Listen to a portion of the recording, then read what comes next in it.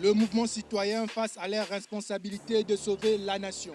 Membres de forces sociales et politiques sous l'égide du CALCC et Milapro disent leurs profondes préoccupations sur le débat politique actuel caractérisé par le forcing du pouvoir en place à imposer une loi électorale non consensuelle. Le mouvement citoyen réaffirme leur position d'obtenir une CENI libérée de toute influence politique afin de corriger une fois pour toutes les erreurs constatées lors du cycle électoral de 2018.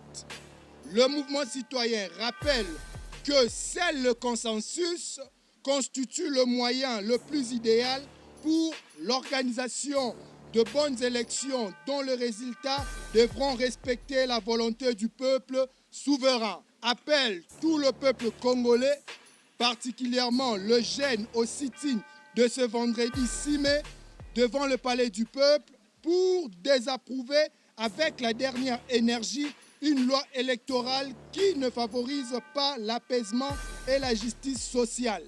Ceci n'est que le début d'une longue série de manifestations publiques pacifiques et non violentes jusqu'à obtenir une CENI et une loi électorale consensuelle. Tentative ya mboso alingi kosala forcing ya kolekisa yango ete biso tobengi bandeko banso na mokolo ya le 6 oyo ezali mokolo ya lobi vendredi na liboso ya palais du peuple. Balingi te bayokana na baninga na bango ya force vive sociale pour organiser une élection crédible, transparente et apaisée. Nde biso mo citoyen to sangani lelo awa pour kotelemela mibeko wana balingi baimposer biso na makasi. Donc eza kanyaka te eloko moko ebengi biso te mais conscience na biso esali ke mboka ezokufa po tosangana po totelemisa mboka na biso etambola malamu.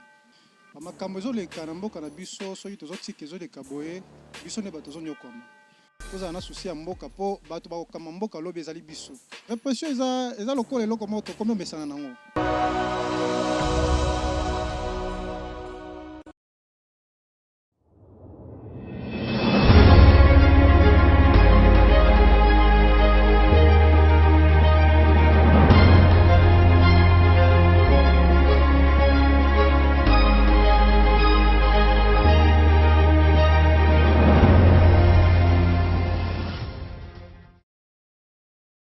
Déclaration de presse de mouvement citoyen en rapport avec le sit-in de forces sociales et politiques de la nation. Le mouvement citoyen face à leur responsabilité de sauver la nation. Le mouvement citoyen, membre de forces sociales et politiques sous l'égide du CALCC et Milapro, disent leurs profondes préoccupations sur le débat politique actuel caractérisé par le forcing du pouvoir en place à imposer une loi électorale non consensuelle, antidémocratique et suicidaire portant gravement atteinte à la quiétude sociale, condition sine qua non d'un processus électoral crédible, transparent, libre et inclusif, après la mise en place d'une commission électorale nationale indépendante sur le fond de corruption et de violations flagrantes de la Constitution et de lois de la République. Le mouvement citoyen réaffirme leur position d'obtenir une CENI libérée de toute influence politique afin de corriger une fois pour toutes les erreurs constatées lors du cycle électoral de 2018. Cela permettra de réaffirmer la confiance du peuple souverain aux élections comme moyen idéal de confier la gouvernance du pays aux hommes et femmes compétents et capables de résoudre les questions sociales et sécuritaires en faveur de notre population qui vit dans une misère indestructible. Dessus est fortement consterné par les discussions menées à sens unique, le partisan du pouvoir en place, envie de voter une loi taillée sur mesure. Le mouvement citoyen adhère totalement aux actions annoncées par les forces sociales et politiques sous l'égide du CALCC et Milapro, notamment le sit-in prévu pour ce vendredi 6 mai 2022, devant le palais du peuple pour dire non au glissement et à une loi électorale liberticide et favorable à un seul camp politique. Le mouvement citoyen rappelle que seul le consensus constitue le moyen le plus idéal pour l'organisation de bonnes élections dont les résultats devront respecter la volonté du peuple souverain. Le mouvement citoyen appelle tout le peuple congolais, particulièrement le jeune au sit-in de ce vendredi 6 mai devant le palais du peuple pour désapprouver avec la dernière énergie une loi électorale qui ne favorise pas l'apaisement et la justice sociale. Ceci n'est que le début d'une longue série de manifestations publiques pacifiques et non violentes jusqu'à obtenir une CENI et une loi électorale consensuelle. Le mouvement citoyen rappelle leur attachement aux actions programmées par les forces sociales et politiques de la nation.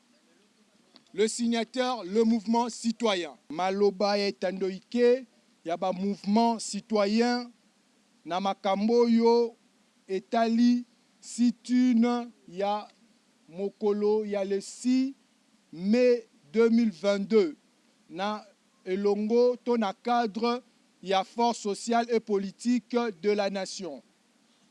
Ba mouvement citoyen bali réuni na kati ya Kalses na bali na kati ya bali na kati ya force sociale et politique de la nation na bokambami ya Kalsese na Milapro bakobenga peuple congolais bonso pe bilenge en particulier nako ya toko participer na sit-in monene oyo to ekozala mokolo ya le 6 mai vendredi po ete to barenzela na baye oyo balingi ba imposer bokonzi ya mabe bokonzi ya kimoyibi pe kosala loi électorale moko na ngambo ya camp politique moko na yango tokobenga bilenge bonso baya ebele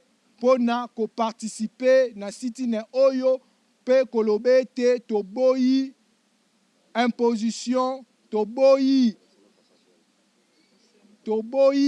maponomi ya moyibi pe ya mabe. Merci. Moboko ya déclaration na biso ezali ete makambo ya loi électorale oyo eza kosalema na elingami ko voter na assemblée nationale ete balingi basala forcing pona ko voter ba loi wana oyo ke eza nanu na consensus te oyo ete esengeli ba partie prenante ete bavanda esika moko pe basolola mais kasi tokomona ete tentative oyo ya mboso oyo aza président ya assemblée nationale nde alingi kosala forcing ya kolekisa yango ete biso tobengi bandeko bonso na mokolo ya le 6 oyo ezali mokolo ya lobi vendredi na liboso ya palais du peuple mpona koboya makambo oyo ya loi électorale wana oyo ezali na consensus te oyo ete mpo bango mpo ete toyebi ete maponami soki esalemi ekozala ba élection moko crédible te ekozala ba élection moko apaisé te ba résultat pe ekozala contesté ba yango ete mais tozokomona makambo ba seuil makambo ya kozala candidat yo oza candidat na provincial oza candidat na national yo mwana pe kaka tomona osusu na gouverneur yo wana susu na nini makambo wana nyonso to esengeli ete biso banso société civile ba parti politique ba gouvernement bato baza ko gouverner malgré bango te moto ete sengelaki bavana na kiti ya bokonzi mais bango te balingi basala nini moko taillé sur mesure pour être basala lisusu glissement pour être basala lisusu deuxième mandat biso toza koloba ete esengeli makambo nyonso tu ezala clair totia makambo na mesa yango wana eza but ya déclaration na biso. Merci. Tobengi bandeko na biso ba congolais de tout bord baya tosanga na elongo tosala front commun mpona kotelemela maponami oyo elingi salima eza non consensuel. Bandeko na biso ya bayi politique bakomi kotaye ba loi taillé sur mesure pour na pouvoir en place balingi te bayokana na baninga na bango ya ba force vive sociale pour organiser une élection crédible, transparente et apaisée. Nde biso moment citoyen to sangani lelo awa pour na ko telimela mibeko wana ba imposer biso na makasi. To bengi peuple congolais nyonso oza disposé.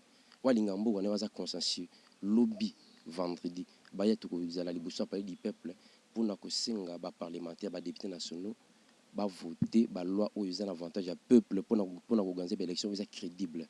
Ceux qui bongo te to ko lemba te tiki no to ko zoa solution na ma e to lingi to zoa comme solution d'élection za la kitoko pe ya malamu. Bon, pour devenir un Isaac que biso bayi congolais faut prendre tous en conscience. Amakambozo le kanambo kana biso soki tozo tikezo le kaboye biso ne batozo nyokoma. Pour to moni élection à 2018 2019 ne salemi ba makambo leki oto yebi biso nyonso. Tala le lombo côté komi to komi ko nyokoma de ba makambo so wana biso batozo subir ngo. Po bango baza bien baza les kuna ba makambo na bango belé donc bazo za ba problème te biso ne batozo za ba problème batu ba bengi ba petit peuple. C'est pourquoi tous les benga ba congolais lobby activité za lobby sitting na parler du peuple. To ya ebele pona ko lakisa oyo tozo nyoko ma tozo subir nyonso lokola ba i politicien bazo sala biso. To exiger seni ezala saint ba pona mi eleka na ndenge malamu po tozo ba konzi oyo ba kozana souci ya ko sunga peuple congolais.